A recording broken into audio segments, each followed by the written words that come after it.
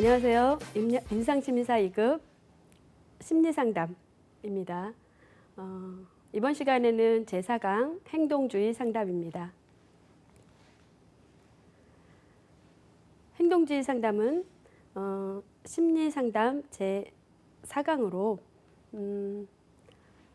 배경 및 인간관, 주요 개념, 주요 상담 기법, 상담 목표와 과정, 마무리 기출 문제로 진행하도록 하겠습니다. 개감 및 인간관입니다. 행동주의는 라자로스에 의해서 체계화된 상담 기법입니다. 문제행동은 경험에 의한 학습이기 때문에 새로운 경험에 대해서 재학습의 과정을 통해서 수정하고 또 변화된다고 봅니다. 행동을 수정하거나 변화시키는 행동, 수정, 전략의 대표적인 그러한 이론인데요. 인간은 환경과 상호작용을 함을 강조하고 있습니다. 성격이라고 하는 것은 환경과의 상호작용에서 결정한다는 지금까지의 정신분석과 개인주의 상담, 그 다음에 인간중심주의 이런 상담과는 조금 다른 이러한 가정을 하고 있죠. 따라서 성격은 학습의 소산물이다. 이렇게 가정하고 있는 것입니다. 성격은 후천적이고 학습에 의해서 형성된다라고 하는 교육학적 측면의 어떤 이론이 강하게 적용된다고 보면 됩니다. 고전적 조건 형성과 조작적 조건 형성, 인지적 치료의 세 가지 영역에 의해서 발달되어졌다고 보시면 됩니다. 행동주의적 상담의 인간관을 살펴보도록 하겠습니다. 인간은 본질적으로 인간들의 사회 문화적, 그들만이 가지고 있는 환경에 의해서 형성이 되고 결정이 되어진다고 보는데요. 환경과 유전의 영향에 의해서 결정되고 따라서 운명론적이고 기계론적인 존재이다. 이렇게 보고 있습니다. 행동이 일정한 법칙성을 가지고 있다는 거죠. 따라서 행동의 변수를 알 수 있으면 행동도 예측이 가능하고 따라서 그 행동이 바르지 못하다면 수정이 가능하다고 보는 것입니다. 인간의 모든 행동은 학습이 되어졌고 그 학습의 원리를 통해서 또한 행동도 바꿀 수 있다. 이렇게 보는 것이죠. 초기의 인간과는 그래서 수동적이다. 이렇게 보고 있는데요. 환경에 의해서 반응하는 수동적인 영향을 받는 인간은 최근에 이제 오면서 자유와 의지적 선택을 따라서 그렇지 않다. 이제는 능동적으로 인간은 움직인다. 이렇게 강조하게 됩니다. 따라서 초기에 가지고 있는 수동적인 인간 간의 내용은 인간은 아무것도 결정되지 않은 상태로 이 세상에 태어난다. 따라서 환경에 자극하고 반응하는 유기체적 하나의 존재이다. 인간의 행동은 유전이나 환경 이런 것들의 단지 상호작용에 의해서 결정될 뿐이다. 이렇게 이제 인간관을 바탕으로 하고 있습니다. 인간의 행동은 이제 학습되고 그것이 부정적이든 긍정적이든 어떤 습관으로 인해서 구성이 되어진다. 그리고 무엇이 됐든지 간에 강화나 빈도에 의해서 결정이 되어진다라고 이제 보고 있고요. 최근에 오면서 능동적인 인간은 모든 행동에 있어서 부분적이지만 또한 그 행동이 나아가서 자기들이 조장하는 환경을 창조한다. 이렇게 보고 있습니다. 나아가서 환경 또한 행동에 영향을 미친다. 그리고 스스로 그 자기를 조절하는 능력을 가지고 있다. 이렇게 보고 있습니다. 행동주의 상담의 기본적인 가정과 특징은요. 인간이 가지고 있는 부적응적인 행동을 변화시키고 그리고 체계적이 될 수 있도록 돕고요. 이제 다양한 실험에서 나온 여러 가지 학습의 원리를 이제 상담의 이론을 적용시키는 것입니다. 그래서 겉으로 드러나는 내담자의 기본적인 부정적인 행동 특성을 이제 그 바르게 고치는 장애 행동 없이. 그러니까 아무래도 행동주의 같은 경우에는 성격이나 어떤 그 정서적인 면보다는 행동이나 사고 이런 것들을 교정하는데 더 큰 어떤 그 장점을 가지고 있다고 볼 수 있겠죠. 그래서 행동과 그 현재의 영향을 강조하고 과거는 강조하지 않는 거죠. 왜냐하면 현재의 부적응적인 행동을 교정하는 거니까요. 그리고 이제 외형적인 행동 평가를 가장 중요한 증거로 삼는 거죠. 예를 들어서 무슨 편식을 한다. 그럼 편식을 하지 않게 하는 방법 이런 거죠. 편식을 왜 하는가가 아니라 편식을 하지 않는 방법을 모색하는 거겠죠. 그래서 목표 설정이 굉장히 구체적이고 객관적인 용어를 사용하고 1번 방법에 대한, 2번 방법의 횟수에 대한, 방법의 용어에 대한 이런 것들의 객관적인 용어로 사용을 합니다. 그래서 행동주의 상담은 교육적이다 이렇게 이야기할 수 있겠습니다. 행동주의 상담의 주요 개념 및 상담 기법입니다. 세 가지로 파블로프의 고전적 학습 이론과 스키너의 조작적 학습 이론, 세 번째 반두라의 사회학습 이론입니다. 반두라의 사회학습 이론은 굉장히 최근에 관찰학습이라고 하는 모방과 관찰 이런 걸 통해서 굉장히 혁신적인 그런 이론을 지금 내세우고 있죠. 첫 번째 파블로프의 고전적 학습 이론입니다. 이반 파블로프는 러시아의 작은 마을에서 이제 성직자의 아들로 태어나서 처음에 신학을 공부합니다. 외과 의사였는데요.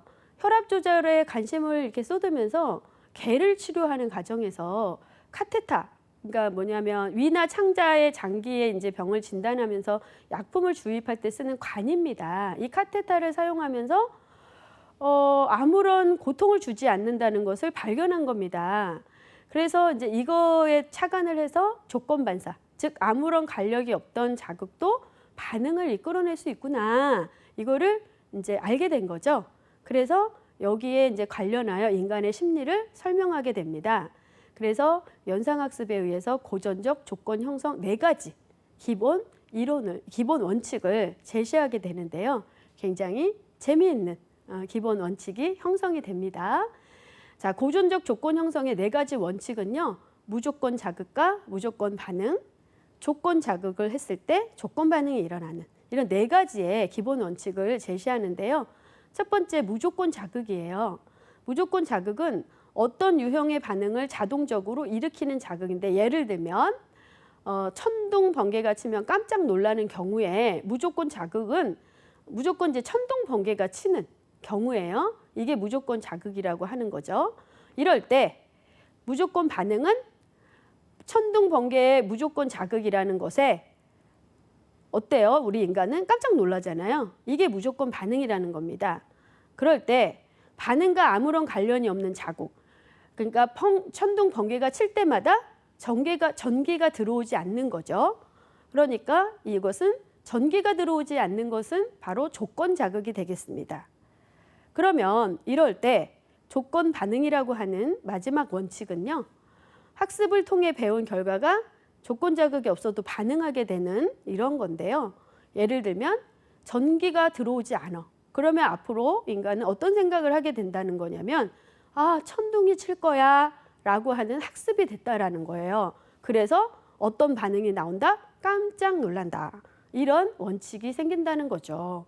그래서 파블로프는 이러한 학습의 이론으로 무조건 자극과 무조건 반응, 조건 자극과 조건 반응, 이러한 4가지의 기본 원칙을 이야기를 합니다. 그래서 개의 실험이 굉장히 유명한데요. 파블로프의 고전적 조건 형성 실험입니다. 개에게 무조건 자극, 먹이를 그냥 주는 거죠. 그러면 개는 먹이를 보면 어떻습니까? 침을 흘립니다. 그러면 무조건 자극은 먹이를 보고 개는 침을 흘리는 무조건 반응을 보입니다. 그랬을 때 무조건 자극, 이제 자극을 줍니다. 어떤 자극을 주냐면 종을 칩니다. 그러면 이거는 특정한 소리를 주는 거죠. 종을 치고 그냥 종을 치면 아무런 반응이 없어요. 그러면 이건 무조건 반응이죠. 이제 조건을 형성할 거예요. 어떤 조건을 형성하냐면 먹이를 줄 때마다 종을 치는 거죠. 그러면 이런 조건에 따라서 개는 종을 치면 맛있는 먹이가 생길 거구나. 그러면서 침을 흘린다는 거죠. 그러면 종이 칠 때마다 침을 흘리는 조건에 대한 반응, 조건 반응이 생긴다라는 거죠. 네, 이렇게 해서 즉 어떠한 반응은 학습이 되어져서 조성이 된다라고 하는 파블로프의 고전적 조건 형성 실험이 형성이 되는 겁니다. 이렇게 해서 파블로프의 조건 형성에 관한 기본 개념들이 생겨났는데요. 자극 일반화라고 하는 조건이 형성될 때 조건 자극과 비슷한 자극에도 그 반응이 일어나는 거예요. 예를 들면 꼭 그 개에게 먹이를 줄 때마다 종을 치면 침을 흘렸어. 근데 종과 비슷한 소리를 주더라도 침을 흘리더라는 거죠. 이것은 어떠한 자극에 있어서 일반화가 됐다라는 거예요. 그래서 그건 자극 일반화라고 하는 거고요. 자극 변별은 자극의 차이에 따라서 구별해서 반응하는 거죠. 예를 들면 종을 세게 칠 때는 침을 많이 흘리고 아마도 종을 세게 치면 먹이를 많이 줄 거야 라고 학습이 되었던 거고요. 종을 약하게 치면 침을 조금 흘린다는 거죠. 먹이를 조금만 줄 거야 라고 하는 학습이 되었다라는 자극 변별이라는 것이 학습되었다라는 겁니다. 그 다음에 세 번째 그 용어로는 소거라는 건데요. 조건이 이미 이제 형성이 되었죠. 계속 종을 칩니다. 그런데 종을 치고 무조건 자극 없이 조건 자극. 계속 그러니까 이제 종 치고 먹이 주고 종 치고 먹이 주고 이제 계속 이것만 계속 이제 그 하는 경우에는 다음부터는 계속 반응이 일어나지 않는 겁니다. 당연한 결과로 생각되는 거죠. 이거는 이미 이제 소거, 즉 이제 아무런 반응이 없어졌다라는 겁니다. 조건을 형성해도 더 이상의 침을 흘리지 않는 이제 소거의 반응이 생긴다라는 겁니다. 종을 쳐도 더 이상 침을 흘리지 않는 이러한 용어가 되겠고요. 소거는 이제 그 인간의 그 실험을 통해서 심리 치료를 할 때 굉장히 유용한, 왜 그러냐면 부정적인 반응을 없애는 이러한 기능이기 때문입니다. 자발적 회복은요, 이러한 조건 형성에 있어서 일시적으로 그러한 조건 자극이 제거되지 않아도 일시적으로 되살아나는, 종을 치지 않아도 침을 흘리는 일시적으로 회복이 되는 거죠. 네, 그래서 자발적인 회복과 재조건의 형성, 즉 자발적 회복이 생겨도 조건 자극과 무조건 자극을 함께 제시하면 원래의 강도로 되찾게 되는 것. 이거는 이제 재조건의 형성이 됐다라는 겁니다. 이렇게 해서 5가지 개념의 정의가 형성이 된 겁니다. 그래서 지금까지의 파블로프의 고전적 조건 형성의 실험에 대한 내용을 기출 문제로 살펴보도록 하겠습니다. 주로 겉으로 드러나는 내담자의 증상이나 장애 행동을 없애거나 바람직한 적응 행동을 습득시키는 데 초점을 두는 상담 접근 이론은 행동치료가 되겠습니다. 행동치료라고 하는 것은 눈으로 또는 바로 즉각적으로 부적응적인 행동이나 아니면 증상이 보여지는 그 결과가 이제 그 측정되는 이러한 치료 방법입니다. 우리가 인지나 정서 이런 것들은 측정하기가 힘듭니다. 어렵습니다. 내담자가 직접 좋아졌습니다. 뭐 괜찮습니다. 이렇게 이야기하지 않는 이상은 우리가 측정 가능하지 않습니다. 그런데 행동 이런 것들은 바로 측정이 가능할 수 있죠. 그래서 행동치료가 바람직한 적응 능력을 습득하는 데 초점을 두는 접근으로 이제 우리가 알 수 있는 방법입니다. 자, 사례 적용된 상담 기법을 묻는 2019년도의 기출입니다. 상담자가 금연을 하고자 하는 철수 씨에게 금연을 시도하기 전에 얼마 기간 동안 흡연량을 대폭 줄여서 하루에 특정한 시간, 특정한 장소에서만 흡연을 하려고 했대요. 자, 여기서 지금 제가 특정한 네, 밑줄을 그어놨습니다. 이 특정한이라고 하는 것은 무엇일까요? 조건이라고 하는 겁니다. 조건을 형성했죠. 그래서 이 조건이라고 하는 것은 어떤 중독 행동을 하도록 이제 해서 행동의 빈도를 줄임으로써 그 행동 감소를 유도하는 이러한 기법인데요. 따라서 이런 어떤 조건을 갖다가 줄이도록 만드는 이러한 이제 기법이라고 할 수 있습니다. 그래서 조건 자극 줄이기라고 하는 상당 기법을 사용한 이제 그런 사례이라고 볼 수 있겠습니다. 두 번째는 스키너의 조작적 학습 이론입니다. 자, 스키너는요, 원래 그 미국의 영문학과 심리학자입니다. 스키너는 원래 이제 교육과 심리학에 많은 영향을 끼친 학자인데요. 파블로프와에 이어서 조작적, 조금은 이제 그 고전적 조건 형성과는 조금 다른 한 차원 높다고 보시면 됩니다. 조작적 조건화를 실험하는 스키너 상자를 개발합니다. 스키너의 조작적 학습 이론은 이제 쥐의 실험으로 유명합니다. 그래서 이제 1969년에 미국 국립과학협회에서 공로상을 받을 정도로 이 스키너 상자는 굉장히 유명한 실험인데요.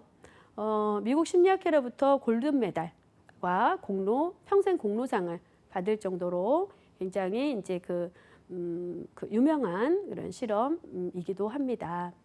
스키너의 조작적 조건 형성 실험은요, 쥐의 실험에서 이제 그 쥐가 보상을 받는 그런 어떤 긍정적 강화로서 행동을 유발하는 조작, 이제 쥐가 어떠한 조작을 통해서 얻는 보상적인 학습을 통하는 거죠. 그래서 그런 학습에 의해서 행동이 강화되고, 그리고 그 강화된 행동을 반복하려는, 그러면서 부정적인 이제 인간의 어떤 행동에 적용할 때 인간의 부정적인 행동이 교정되어지는 이러한 접근 방법입니다. 근데 강화하지 않거나 여기에서 예를 들어서 처벌을 하거나 뭐 벌을 강하게 준다면 강화 행위는 오히려 감소되는 부작용이 생길 수 있다라는 겁니다. 자, 스키너의 조작적 조건 형성 실험을 보겠습니다. 처음에 버튼이 있고 이제 버튼을 누르면 먹이가 나오는 상자에 쥐를 넣습니다. 그러면 이제 그 쥐가 왔다 갔다 하면서 뭐 먹이를 찾겠죠. 그러다가 아주 우연하게 쥐가 버튼을 누르는 거죠. 버튼을 눌렀더니 우연히 지금 이제 쥐가 버튼을 누르는 모습이 나오잖아요. 우연히 먹이가 뚜루룩 하고 나온다라는 겁니다. 이 먹이가 뚜루룩 나오는 이 상태가 바로 보상입니다. 그래서 이 우연히 나왔는데 이 우연이 계속되다 보니까 학습이 되는 거죠. 그래서 이 버튼을 누르면 먹이가 나온다라고 하는 이 학습, 이래서 조작적 학습 이론 이렇게 되는 거죠. 그런데 지금은 쥐가 버튼을 누르면 한 단계의 버튼을 누르는 학습이지만 다양한 어떤 단계의 학습이 이루어져야 되는 이러한 것들은 단계별 또는 순서별로도 학습이 가능하다라고 좀 체계적으로 어떤 그 학습의 이론도 지금 제시하고 있습니다. 그래서 스키너의 조작적 학습 이론에 관한 개념을 보면요, 강화와 처벌, 소거, 뭐 이렇게 지금 개념들이 있습니다. 파블로프의 고전적 조건 형성에 보면 5가지의 우리 개념이 있었죠. 그래서 스키너의 강화에 보면 강화의 유형과 조건화된 강화 계획 있고요. 처벌에는 정적 처벌과 부적 처벌, 소거. 이제 그 학교 현장에서 학생들이 많이 이제 구분이 어려워하는 것 중에 하나가 바로 이 강화 처벌입니다. 그래서 정적 처벌과 부적 처벌 이런 것들에 대해서 굉장히 혼란스러워하고 묻고 또 묻고 막 계속 이제 이러는데요. 하다 보면 가끔씩 저도 헷갈리고 막 이러는데요. 어쨌든 이제 이 강화와 처벌은 재미있지만 굉장히 혼란스러운 이런 개념이기도 합니다. 자, 조작적 학습 이론의 개념 중에 첫 번째, 강화입니다. 강화라고 하는 것은 어떤 결과가 특정 반응을 증가시키는, 그러니까 그 행동 증가라고 여러분들 머릿속에 지금부터 넣어 놓으셔야 됩니다. 강화는 행동 증가라고 머릿속에 넣어 놓으세요. 지혜 실험에서 쥐가 버튼을 눌렀을 때 먹이가 나오는 행동이에요. 그러면 쥐의 입장에서는 어떨까요? 먹이가 나오니까 버튼을 누르고 싶겠습니까? 안 누르고 싶겠습니까? 버튼을 계속 누르고 싶겠죠. 예, 그러니까 행동이 계속 증가됩니다. 그게 바로 강화라는 겁니다. 자, 그래서 이 강화 기능에 따라서 특정 반응에 대해서 증가하고 감소하는 관찰이 가능해지겠죠. 그 행동이 많이 하고 적게 하고 좋아지고 나빠지고 이런 관찰이 가능해진다라는 거죠. 그리고 이제 여기서 강화물과 보상이라고 하는 개념을 우리가 볼 수 있는데요. 아까 그 쥐의 그 상자에서 봤을 때 시키는 상자에서 강화물이라고 하는 것은 쥐한테 있어서 무엇일까요? 먹이겠죠. 그리고 보상이라고 하는 단어는 제가 설명을 들었는데 버튼을 눌렀을 때 먹이가 주르륵 하고 나오는 이러한 현상. 그러니까 쥐에게 있어서 굉장히 긍정적인 어떤 요소들, 이게 바로 보상이 되겠죠. 자, 그래서 강화, 이제 그 행동의 증가라고 하는 개념 숙지하시고요. 자, 그러면 강화에는 정적 강화와 부적 강화가 있습니다. 정적 강화라고 하는 것은 추가한다, 이렇게 생각하시면 되고요. 부적이라고 하는 것은 제거한다, 이렇게 생각하시면 됩니다. 그래서 정적 강화라고 하는 것은 정적, 추가한다, 강화, 행동이 증가된다라고 하는 의미예요. 그러니까 정적, 추가함으로써 행동이 증가한다. 이렇게 공식적으로 하면은 어렵지 않으실 것 같아요. 예를 들면 보상이 조작 행동을 증가한다라고 하는 개념인데요. 우리가 이제 그 생활에 적용을 해보면 보상으로서 우리가 이제 열심히 하려고 하는 건 뭐가 있을까요? 장학금, 그렇죠? 또는 뭐 하면 맛있는 거 줄게 하면 열심히 하잖아요. 그래서 맛있는 음식 같은 거, 그리고 성적 향상, 그리고 월급 인상, 이런 것들의 예가 되겠습니다. 부적 강화는 부적은 제거한다는 거예요. 강화는 무엇이라고 했습니까? 행동이 증가, 그러니까 제거함으로써 행동이 증가된다는 거예요. 그래서 혐오 자극을 제거하거나 철회 시 반응 확률이 증가되는 거, 어쨌든 행동이 증가되는 거죠. 어떻게 함으로써? 제거함으로써. 그러니까 예를 들면 청소를 면제해 주는 거죠. 청소를 제거해 주는 거예요. 어떻게 하면? 예를 들면 뭐 떠들지 않으면, 그렇죠? 아니면 뭐 화장실 청소를 면제해 준다거나 뭐 이런 식으로, 이것이 바로 부적 강화의 예가 되겠습니다. 그래서 강화는 정적 강화와 부적 강화, 이렇게 두 가지로 구분을 할 수 있겠고요. 그러면 이런 강화에 있어서 조건화된 강화물이 이제 세 가지로 구분이 될 수 있는데요. 강화물이라고 하는 것은 아까 쥐의 상자에서 어떤 것으로 예를 들을 수 있을까요? 쥐의 먹이가 될 수 있었죠. 그래서 1차 강화물이라고 하는 것은 그냥 아무런 학습 과정 없이 우리가 그냥 아무런 우리 보상도 없고 그냥 일반적으로 주어지는 거. 무엇일까요? 생물학적인 욕구들. 그러니까 우리 인간에 있어서 우리가 아무런 행동이나 하지 않아도 주어지는 것들, 의식주 이런 것들이겠죠. 그리고 2차 강화물은 학습에 의해서 1차 강화물과 연합된 강화물. 그러니까 무언가 행동으로 증가를 했을 때 주어지는 것들이겠죠. 그러니까 내가 일을 했을 때 주어지는 거, 월급. 공부를 열심히 해서 주어지는 거, 성적 향상. 그렇죠? 내가 뭔가 열심히 했을 때 사람들이 쟤 정말 열심히 해 하고 인정해주는 타인의 인정, 이런 것들이 이제 2차 강화물이죠. 나의 어떠한 행동으로 인해서 이제 강화물이 되어지는, 그리고 이제 사회적 강화물이 되겠습니다. 1차 강화물과 연합된 적이 없는데 강화력을 지닌 강화물이에요. 그러니까 이제 사회 봉사 후에 나 스스로 얻을 수 있는 보람, 누구도 그냥 이제 어떤 나 스스로의 어떤 이타심이라든지 이런 것들이 사회적 강화물이 되겠죠. 자, 그러면 강화에 있어서 강화 계획을 살펴보도록 하겠습니다. 이것은 강화 자극의 이제 차이에 따라서 구분하게 되는데요. 고정적인 것과 변동적인 것에 따라서 비율과 간격에 따라 나눠집니다. 그래서 강화는요, 고정 비율적인 강화와 고정 변동적인 강화, 고정 간격적인 강화, 고정 변동 간격적인 강화, 이렇게 네 가지로 나뉘어집니다. 자, 고정 비율적인 강화는 무엇이 있을까요? 일정한 비율대로 고정적으로 주는 강화물입니다. 그래서 일정한 횟수도로 바람직한 행동을 하면 주는, 예를 들어서 바람직한 행동 3번 할 때마다 한 번씩 주는 거, 무엇이 있을까요?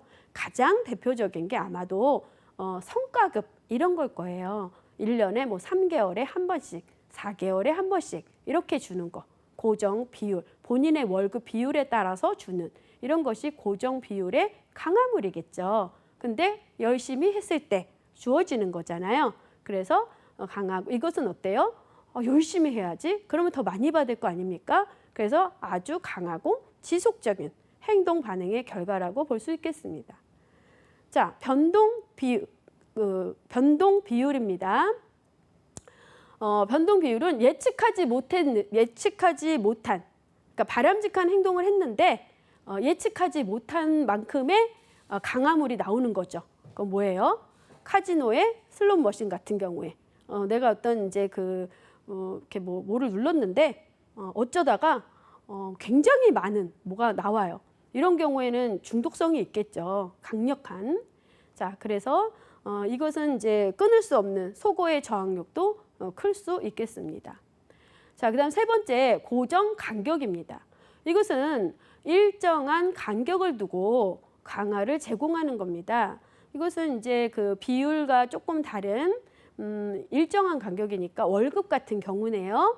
그래서 이제 그 효과성은 아무래도 다른 방법에 비해서 좀 낮겠죠. 왜? 일단은 기간이 되면 나오니까요. 그렇죠? 자, 그리고 변동 간격은 불규칙한, 언제 나올지 몰라. 그러니까 갑작스럽게 나와. 그래서 예를 들면 뭐 낚시할 때, 낚시 언제 나올지 모르잖아요.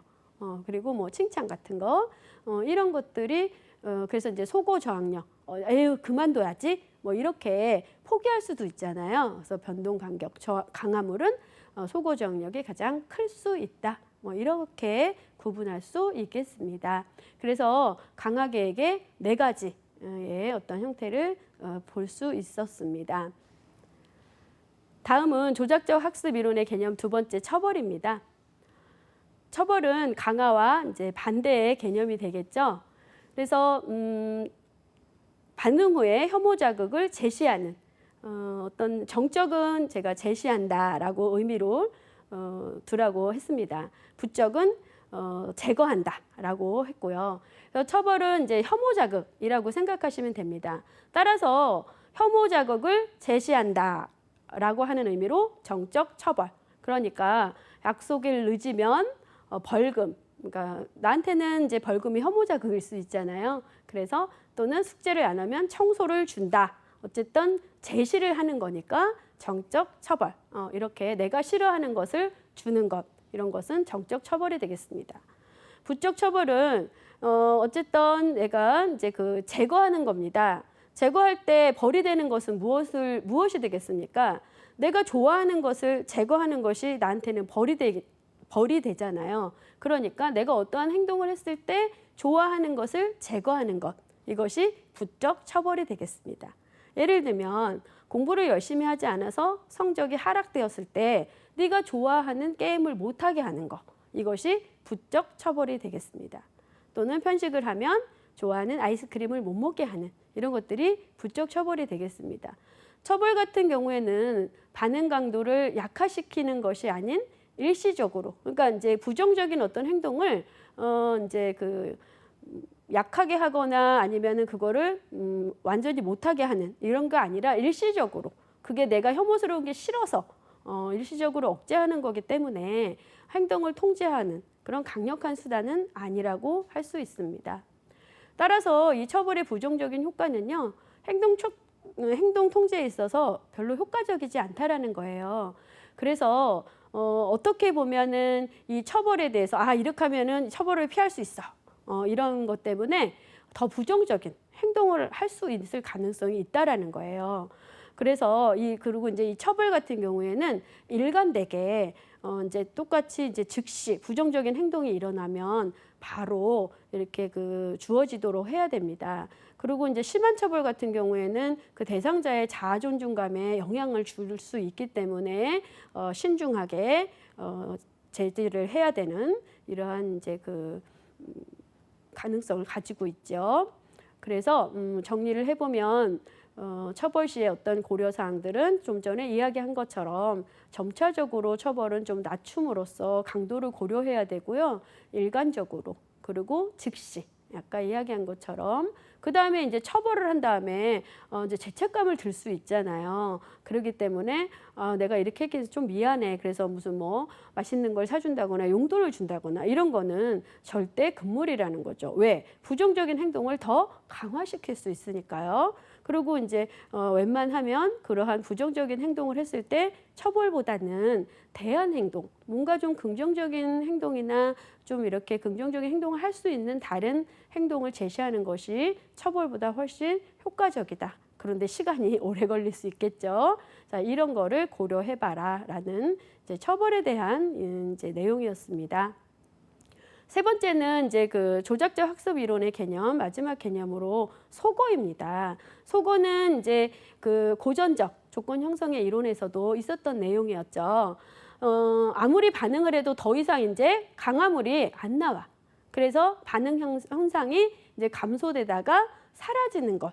이제 이러한 것이 속어인데요. 스키너 상자에서는 쥐가 계속 버튼을 눌렀는데 이제 먹이가 안 나와. 그러면 쥐가 버튼을 누를까요? 더 이상 안 누르겠죠. 이제 이게 그러면 속어가 되겠습니다. 그래서 고전적 조건 형성에서도 속어라는 이제 그게 용어가 나왔었죠. 더 이상 조건 반응이 일어나지 않는 이러한 용어입니다. 자, 그래서 조작적 학습 이론에서의 강화와 처벌과 속어에 대한 내용을 정리 한번 해보겠습니다. 처음에도 제가 시작할 때 조작적 학습 이론 시작할 때 이야기한 것처럼 강화는 행동을 증가시킨다. 처벌은 행동을 감소시킨다. 이렇게 생각을 해라 얘기했습니다. 그리고 정적은 준다. 부적은 제거한다. 이렇게 생각하라고 했습니다. 그래서 정적 강화는 행동을 증가하기 때문에 좋아하는 것을 준다. 그래서 장학금이나 월급 인상. 정적 처벌은 혐오 자극을 주기 때문에 뭐 부정적인 행동을 감소시킨다. 이런 의미가 되겠고, 그 다음에 부적 강화라고 하는 것은 어쨌든 소거를 하는 거잖아요. 그러니까 싫어하는 것을 제거한다. 그래서 그러니까 행동이 증가하는 대신에 싫어하는 것을 제거하기 때문에 청소를 면제해 주거나 이런 것이 부적 강화이다. 자, 처벌은 처벌에 대해서 부적 처벌 이런 내용입니다. 이것은 처벌은 행동이 감소된다 이렇게 생각하라고 했습니다. 그리고 부적이라고 하는 것은 제거한다라고 했잖아요. 제거함으로써 행동이 감소된다 이렇게 생각하라고 했습니다. 그러면 제거함으로써 행동이 감소되는 건 무엇이에요? 좋아하는 것을 제거해야 되죠. 그래서 편식하면 아이스크림을 못 먹게 한다. 공부를 안 하면 게임을 못 하게 한다. 뭐 이렇게 생각하시면 되겠습니다. 이렇게 해서 강화와 처벌에 대한 관계를 이제 정리를 해 보았습니다. 여기에 대한 내용을 기출 문제를 통해서 확인해 보겠습니다. 아기가 떼를 쓰고 나서 부모님한테 혼나면 혼날수록 그 아이는 떼를 점점점 떼를 더 심하게 쓴대요. 자, 떼를 더 심하게 쓴다. 행동이 어떻게 돼요? 행동이 증가하게 됩니다. 그럼 행동이 증가된다는 거는 강합니까? 처벌입니까? 강하죠. 그리고 이때 부모가 혼내는 것이 아이가 떼를 쓰는데 어떤 역할을 했습니까? 혼나면 혼나는 거, 혼을 내는 거죠. 그러니까 주는 거였잖아요. 그러면 정적이었습니다.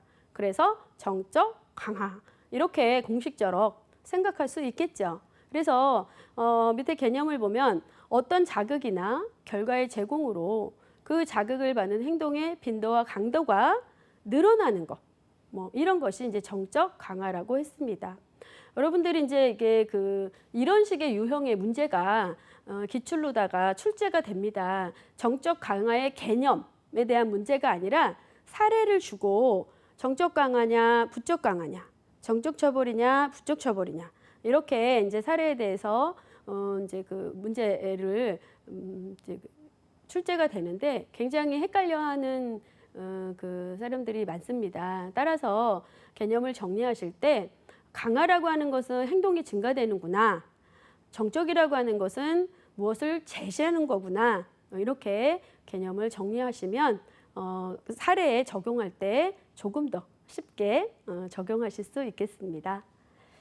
자, 다음에 처벌을 사용할 때 고려해야 할 사항입니다.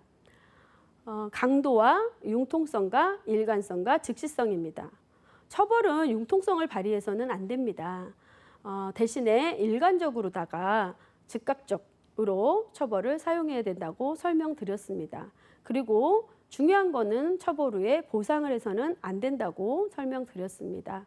그리고 가장 중요한 거는 처벌보다는 대안 행동을 제시하는 것이 굉장히 좋은 효과적인 처벌보다 효과적이다라고 설명드렸습니다. 자, 벌입니다. 처벌이겠죠. 유의해야 될 사항. 이것은 이제 벌을 받을 때 그 벌을 받는 행동에 대해서 구체적이고 네가 왜 벌을 받는지 구체적이고 세분화하게 설명을 해줘야 됩니다. 보통은 이제 부모나 아니면은 이제 잘못된 학교 현장에서도 자신의 감정으로 대상자를 혼을 내거나 벌을 주는 경우가 많이 있습니다. 그래서 구체적이나 세분화된 설명을 통해서 왜 벌을 받아야 되고 뭐 그런 것들에 대한 이해를 시켜야 된다라는 거죠. 그다음 이제 벌을 받을 상황에 가능한 한 없애야 되겠죠. 이제 매우 힘든 상황이 되겠지만, 그리고 이제 강도는 점차로 높이는 것이 아니라 낮춰 나가야 된다라는 거고요. 그다음에 벌을 받을 행동이 일어난 직후에는 즉각적으로 그 벌을 준다, 보상을 해서는 안 된다라는 거죠. 그다음에 이제 마지막으로 반두라의 사회학습 이론입니다. 반두라는요, 미국의 심리학자로서 2010년대에 심리학계 최대 영향을 미친 학자입니다.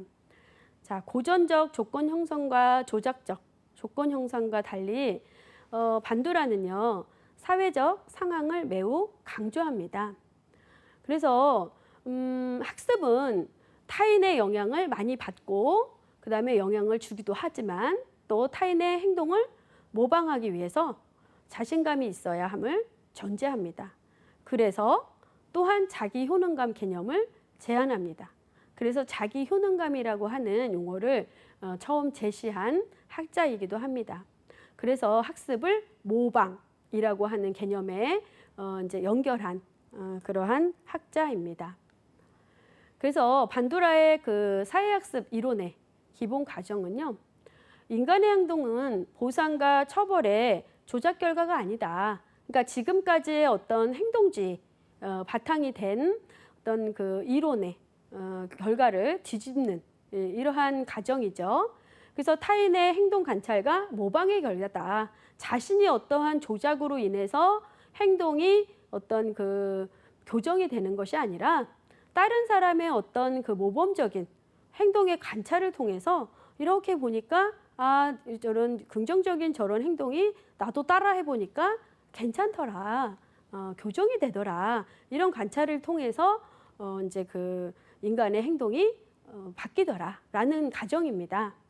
그래서 학습에 대한 전통적인 행동주의적 관점은 학습에 대한 부분적 설명만 가능했지만 상황적이고 사회적인 영향에는 미처 생각하지 못하고 간과했다. 이런 것을 이제 지적하게 되는 거죠. 그래서 다양한 인간 행동과 인간 관계에서 인지적인 요인, 즉 지각과 인식과 평가, 판단 이런 것들이 모델링이 이제 학습에 중요한 영향을 미치는 것에 대해서 강조하게 되죠. 그래서 이제 인간의 어떤 행동은 외부의 환경과 직접적인 자극, 즉 강화, 앞에서 이제 이야기했던 것들이죠. 이거와 자신이 가지고 있는 어떤 인지적인 요인, 이런 것들이 합쳐져서 어떠한 행동을 하게 되더라. 이렇게 이제 가정을 가지고 있는 거죠. 따라서 사회학습은 고전적 조건화와 그 다음에 조작적 객관화가 함께 이루어진 이러한 이론이라고 볼 수 있겠습니다. 그리고 이 두 가지의 학습 효과는 서로 두 가지가 상호작용을 할 때 그 학습의 효과는 더욱 촉진되더라. 이런 것을 가정하고 있습니다. 그래서 반두라의 학습 이론의 기본 개념은요. 모방과 모델링, 대리학습과 대리처벌, 관찰학습, 자기효능감 이런 개념들을 구성하고 있습니다. 자, 반두라의 사회학습 이론의 사회학습 개념입니다. 첫 번째, 모방과 모델링입니다.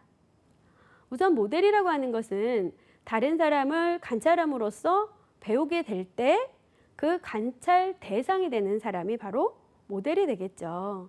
그리고 이제 이 모방과 모델링은 그 모델을 관찰하는 결과, 그래서 그의 행동을 따라하는 것, 이것이 바로 이제 모방 또는 모델링이 되겠습니다. 그래서 이 모델링은 일상적 학습을 이제 촉진을 시키는데 그 이유는 모델의 어떤 시범을 통해서 실수를 범하지 않고 쉽게 학습이 가능하겠죠.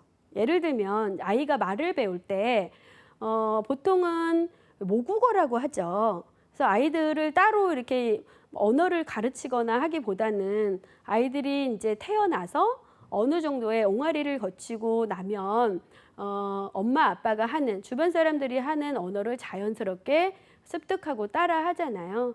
이런 것들이 바로 모델링, 모방의 가장 기본적인 예라고 할 수 있겠습니다. 이전에 학습한 부정적인 반응을 억제하고 혹은 약화를 시키죠. 왜 그러냐면 자기가 이제 선호하거나 이상적인 어떤 그 모델에 따라서 저 사람처럼 저렇게 하면 나도 저렇게 될 거야 라고 하는 이상적인 어떤 모습을 바라면서 따라한다면 평소에 했던 부정적인 그러한 어떤 반응들을 약화시킬 수 있는 이러한 것들이 생길 수 있다는 거죠. 예를 들면 개를 무서워하는 어떤 아이가 지나갑니다. 그런데 개와 재밌게 노는 다른 아이를 봅니다. 그러면서 아, 개는 무서워만 하는 존재가 아니구나 라는 것을 느낄 수 있다는 거죠. 이게 바로 부정적인 반응을 억제할 수 있다는 거죠. 그 모델링을 통해서. 그리고 이제 타인의 행동으로 인해서 기존의 반응을 촉진시키는 단서가 되는 거죠. 예를 들면 음악회를 갔어요. 그래서 이제 그 구경을 하다가 옆에서 사람들이 막 기립박수를 치죠. 그럴 때 나 혼자 앉아있지는 않잖아요. 대부분 함께 일어나서 기립박수를 함께 치는 경우, 이런 경우에 이제 옆에 타인의 행동들로 인해서 나의 반응을 촉진시키는 이런 단서가 될 수 있는 이러한 개념일 수 있습니다. 자, 두 번째는 대리 강화와 대리 처벌입니다. 대리 강화라고 하는 것은 타인의 행동 결과에 따라서 강화가 수반되는 거죠. 그러니까 예를 들면 뭐 돈이라든지 수상이라든지 명예라든지 이런 것들이에요. 이런 것들이 이제 타인의 관찰을 이렇게 보면서 관찰을 더욱 쉽게 해주죠. 그러니까 저 사람이 저렇게 하니까 상을 받네. 뭐 이런 것들, 이런 걸 했을 때 나도 저렇게 해야지. 이랬을 때 행동의 변화가 생긴다라는 겁니다. 바로 대리 강화가 되겠습니다. 자, 대리 처벌은요, 타인의 처벌, 대리 강화와 반대의 개념이 되겠습니다. 타인의 처벌을 통해서 부정적인 행동이 감소되는 거예요. 가장 좋은 예로 일벌 100개가 되겠습니다. 학습에서 규칙을 위반하는 몇몇 학생이 학습의 모든 이제 그 학급의 모든 학생이 보는 앞에서 벌을 주는 경우겠죠. 바람직한 경우는 아니기는 한데 그로 인해서 다른 학생들은 어때요? 이제 그 학급에서 규칙 위반하면 저렇게 되는구나라고 생각하겠죠. 그래서 부정적인 행동이 감소되는 대리처벌적인 이러한 이제 그 모습이 보여지는 거죠. 그래서 대리처벌의 개념이었습니다. 자, 그리고 세 번째, 관찰학습입니다. 관찰학습이라고 하는 것은 타인의 행동을 관찰함으로써 새로운 어떤 행동을 습득하고 학습하는 것을 말합니다. 자, 관찰학습의 과정이 있는데요.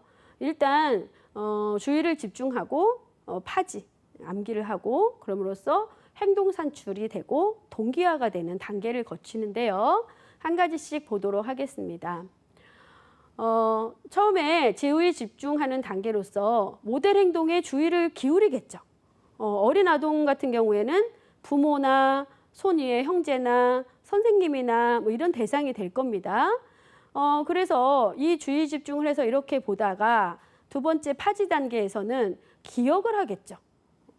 저 사람이 저렇게 했구나. 그러면서 기억을 하고 있어요. 그러면서 나한테 맞는 의미로 이제 받아들일 거예요. 그리고 입력을 하고 인식을 할 거예요.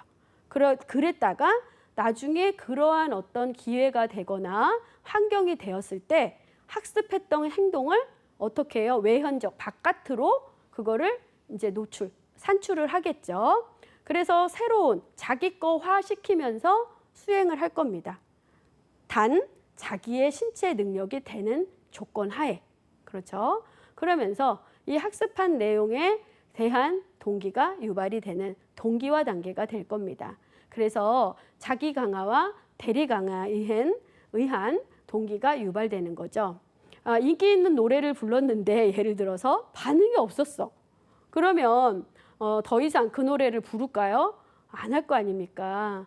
반응이 없는데 창피하기도 하고 더 이상은 강화가 일어나지 않으니까 더 이상은 노래를 부르진 않을 겁니다. 그러면 다시 어떤 단계로 갈까요? 다시 주의 집중 단계로 돌아간다라는 거죠. 자, 관찰학습은 이렇게 이루어진다라는 겁니다. 그래서 4개의 단계로 이루어집니다. 그래서 이제 기출 문제를 검토해 보면 이렇게 이제 관찰학습의 단계를 구체적으로 묻는 문제가 기출이 되어져서 나옵니다. 그래서 주의 집중, 파지, 즉 암기, 기억이라고 합니다. 그것을 이제 했다가 자기의 어떤 위주로다가 행동을 만들어서 산출하는 단계에서 이제 동기화를 시키죠. 이랬을 때 적절하지 않으면 다시 주의 집중해서 처음으로 돌아가는 이러한 형태로 만들어져가는 관찰학습의 단계입니다. 자, 네 번째, 자아효능감입니다. 사회학습의 개념의 네 번째 개념이라고 볼 수 있습니다. 어떤 과제를 수행할 때 성공적으로 할 수 있다는 신념이에요. 자기 능력에 대한 신념. 이 자아효능감은 현대의 어떤 자아를 확립하는 데 있어서 굉장히 중요한, 특히 학습하는 데 있어서 중요한, 물론 상담에 있어서 자아를 성립하는 데 있어서 중요한 이론으로 부각되고 있는 그런 용어입니다. 자아효능감. 그래서 자아효능감이 높은 사람은요, 도전적이거나 모험적 과제에 끝까지 선택하고 혹시 실패가 있더라도 좌절하지 않고 끝까지 최선을 다하고 시도하려고 하는 이러한 의도를 가지고 있습니다. 반대로 자아효능감이 낮은 사람은요, 자기 능력은 충분히 있는데 그에 비해서 지나치게 어려운 과제를 선택하기도 하고 또 그만큼 쉽게 포기하고 이러한 경향이 있습니다. 따라서 이 자아효능감은 측정하고 그다음에 여기에 따른 어떤 관찰을 해서 어떤 판단을 해주는 것은 굉장히 중요한 요소입니다. 이렇게 현장에서 보면요, 이 자아효능감이 충분히 많음에도 불구하고 인지하지 못하고 이제 스스로 낮추려고 하는 이러한 성향들의 사람들을 보면 굉장히 많이 아쉽습니다. 그래서 만나서 이제 이런 우리 객관적인 데이터를 통해서 결과를 이야기해주고 함께 이제 이렇게 인지해주고 그래서 발전해 나가는 모습을 지켜봤을 때 굉장히 이제 기쁜 마음을 갖기도 하고 하는데요. 이 자아효능감은 굉장히 중요한 요소입니다. 상담 현장에서도. 네, 주요 기법입니다. 행동주의 상담의 주요 기법은 고전적 조건 형성의 원리 기법인 노출 기법과 조작적 조건 형성 원리 기법의 토큰 강화, 자극 통제법, 프리맥 원리, 점증적 이완 훈련, 라자루스의 중다 양식 상담 기법이 있습니다.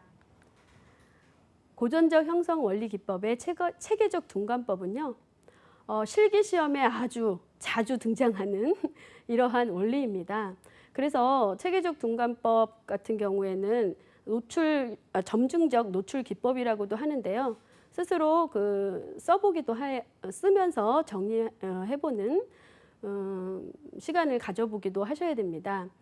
행동주의 상담 이론에서 가장 많이 사용하는 기법이고요. 특정 자극이나 이것을 유발하는 불안이나 공포 간의 연관성을 깨뜨려 나가는 기법입니다. 굉장히 중요하고 많이 사용되는 기법입니다.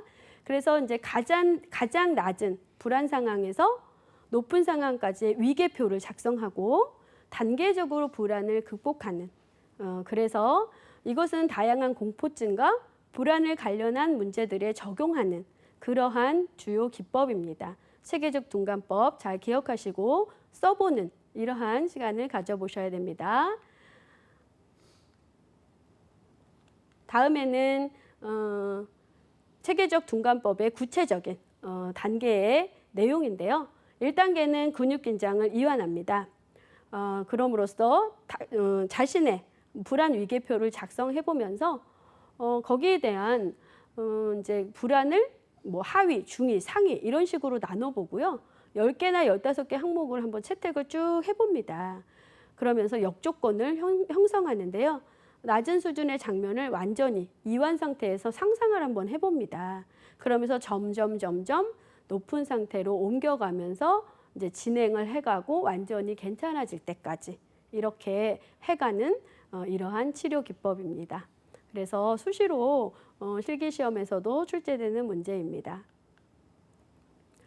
노출 및 방지법입니다. ERP라고 하는 건데요.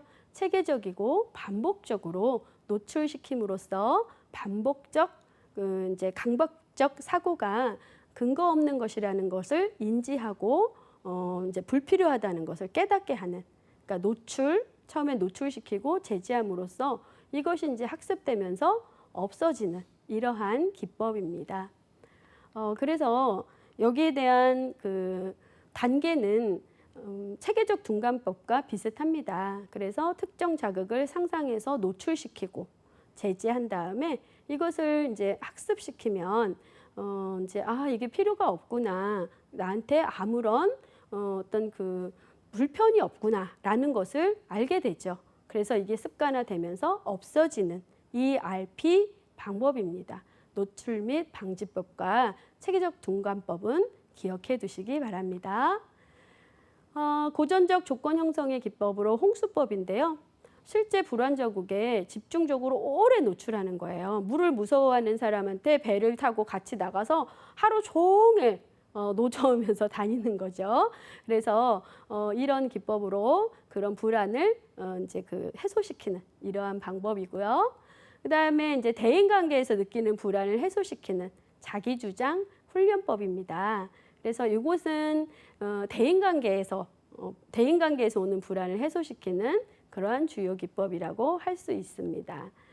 혐오 치료인데요. 혐오 치료는 문제 행동과 관련된 혐오 자극을 연합시키는 거예요. 그래서 예를 들면은 뭐 술을 많이 먹는 사람들에게 구토를 유발하는 약물을 줘요. 그래서 그 약물을 먹음으로써 술을 먹음으로써 그 약물을 먹으면 뭐 구토가 나오게 함으로써 술을 더 이상 먹게 하지 않는 금주작용을 하는, 담배도 마찬가지죠.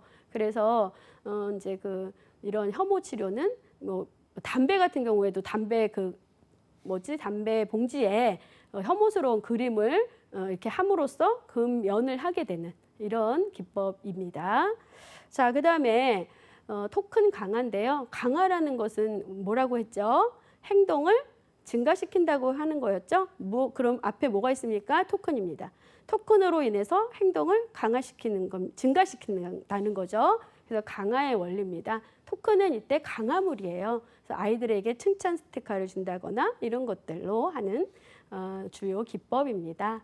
그리고 이제 자극 통제법인데요. 바람직하지 못한 것을 이제 그 선행 자극으로 인해서 그 통제하는 겁니다. 그러니까 가단 인터넷 사용 조절을 하기 위해서 어떤 그 생각나게 하는 것을 제거하는 거죠. 뭐 주위에 인터넷을 할 수 있는 뭐 기계나 이런 것을 제거하게 하는 거, 이것을 자극 통제법이라고 합니다. 그 다음에 프리맥 원리인데요. 더 선호하는 것을 덜 선호하는 것을 뒤에 하게 하는 겁니다. 그러니까 예를 들면 너 숙제 다 하면 게임하도록 해줄게 라고 하는 거죠. 그러니까 이제 그 조금 덜 좋아하는 것을 앞에 하고 그 다음에 더 좋아하는 것을 뒤에 하게 하는 거, 이것을 프리백 원리라고 합니다. 이것도 이제 그 용어를 묻는 그 문제가 자주 나오고 있습니다. 점진적 이완 훈련, 일상생활에서 받는 스트레스를 이완을 통해서 해소시키는 이러한 기법입니다. 자, 라자루스 중다 상담은요, 그 베이직 아이디라고 하는데요. 자, B는 얼마나 활동적인가? A는 정서적 반응의 깊이, S는 신체적 감각의 집중도, I는 심상, C는 문제 해결을 위한 인지적 전략의 사용을 말합니다. I는 친밀한 관계를 추구하는 정도, D는 약물과 폭음, 신체 관리의 정도를 이야기합니다. 네, 이렇게 해서 행동주의적 상담에 대해서 모든 내용을 마치도록 하겠습니다.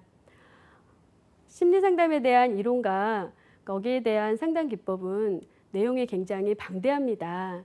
그래서 상담 이론과 거기에 대한 주요 기법, 상담 과정, 목표 등을 다루기에는 시간적 제약이 많기 때문에 기출문제 등을 모두 다 다루기에는 좀 제한이 있습니다. 여러분들이 여러 연도에 기출된 문제들을 함께 다루면서 꼭 합격할 수 있는 기회를 가지면 좋겠습니다. 다음 시간에는 인지적 상담에 대한 내용을 학습하도록 하겠습니다. 수고하셨습니다.